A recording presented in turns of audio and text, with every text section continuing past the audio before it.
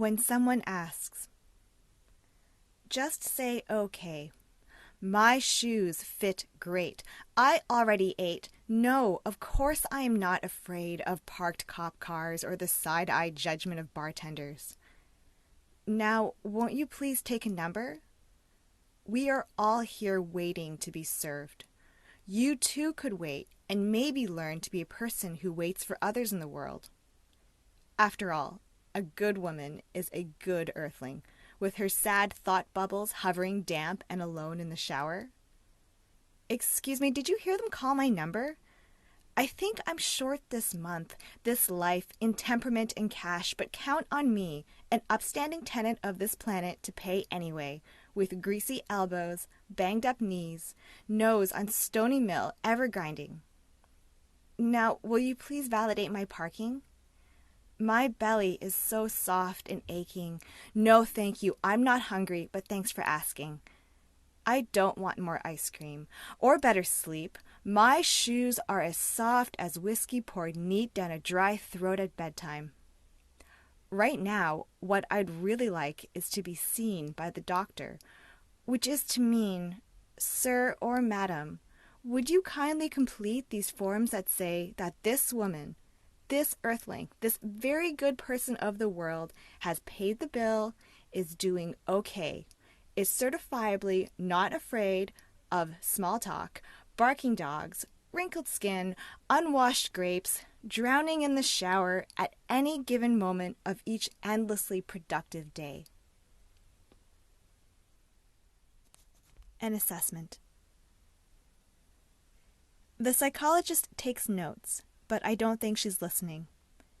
I don't think she's trying, though I won't know for sure until weeks later when, unfolding the report, it says right there, her first language is Mandarin, which she still speaks at home, when in fact I had named bird, shoelace, candlestick, in a wholly separate language with its own speakers, syntax, syllables formed on pinkish tongues to mean vertebrate with wings, strings to tie shoes, blunt object used for murdering people, sounds best popped like hot rockets off teeth, which I can now only speak in slow stilts to benevolent elders clutching pockets of red envelopes, or waiters pushing carts of steaming custard buns.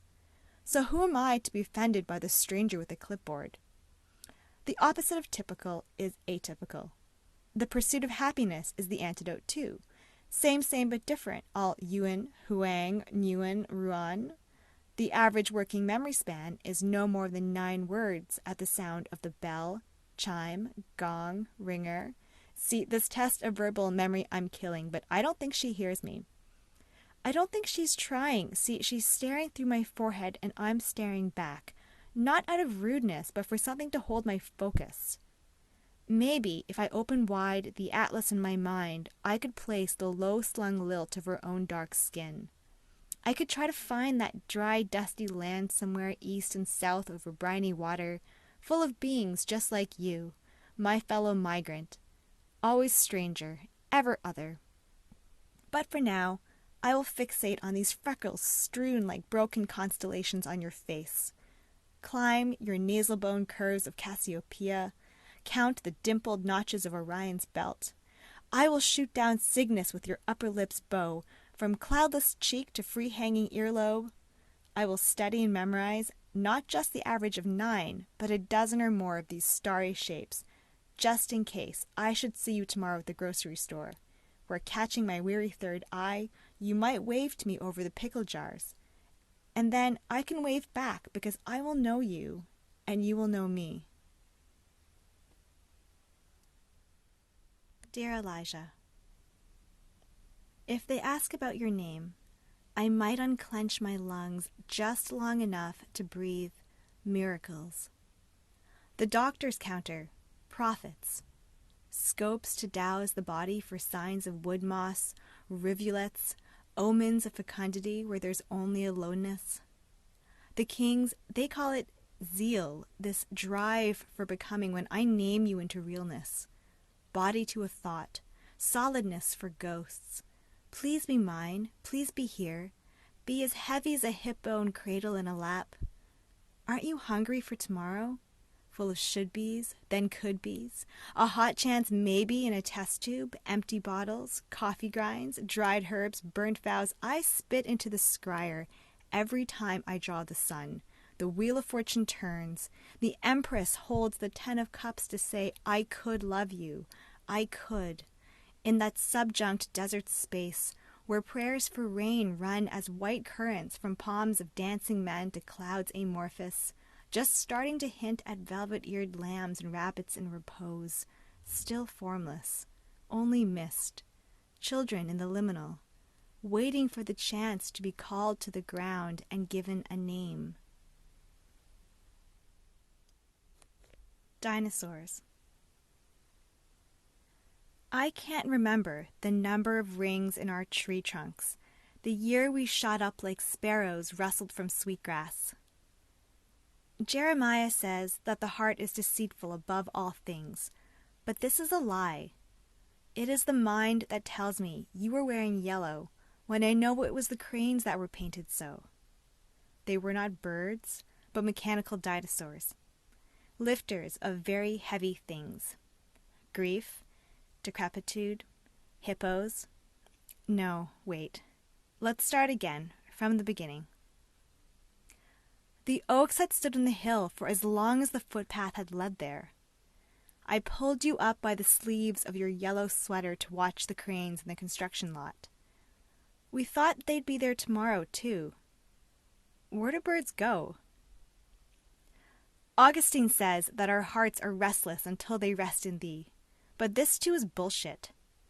It wasn't hearts, but the worn-out treads of our shoes that ran a groove from the footpath to the oaks, our blood pumping from tree trunks down to the tips of leafy fingernails.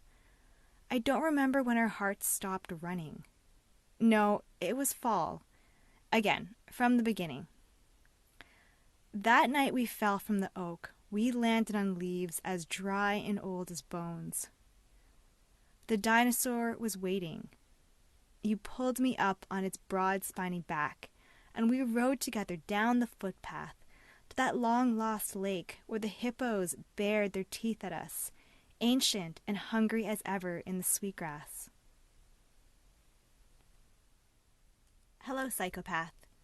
My man-friend partner, napping on the streetcar, drool pooling from sandbag-heavy head onto my shoulder, while paint cans and push carts rattle down the aisle. Your superpower slumbering startles me. This easy street button spitting cotton candy dreams from stale piss, unwashed armpits, day-old onion rings lost under seats and foggy windowsills. At home, I spend our nights together, killing moments, counting hours I'm awake, until the hours I need to be awake and functional. So, how is your latency so damn stable from the moment your head hits the pillow until the cat starts screaming at the door in the morning? You never wake up shaking like a shitting dog. No dreams of rotting teeth, deathly leaps off dark towers, no skeletons in closets. They're all out dancing a tango with your heart on your coat sleeve. The now doesn't sleep, the skulls sing in the chorus, but they've never seen you do it. Propped upright as your conscience. That night while drunk on a park bench when we lost our keys, and you, my comatose potato, dozing through my panic, the joggers, the fucking birds of shame at 5 a.m. screeching at us like mothers to pack it up and go home already, like I'm not trying to be good. Before we met, I thought I knew what good meant. How to be present in a room, to make and chase intentions like ghost trains from a platform. Am I good enough? The question kept me up, raced me on airplanes, on futons, on memory foam mattresses, chasing sleep like a rabid sheepdog in circles. But lately when I'm with you, wrapped in your assuredness, the question's not good enough, but maybe, am I free enough? And when I watch you sleeping, that needy feeling releases and all of my doubt is filled with love.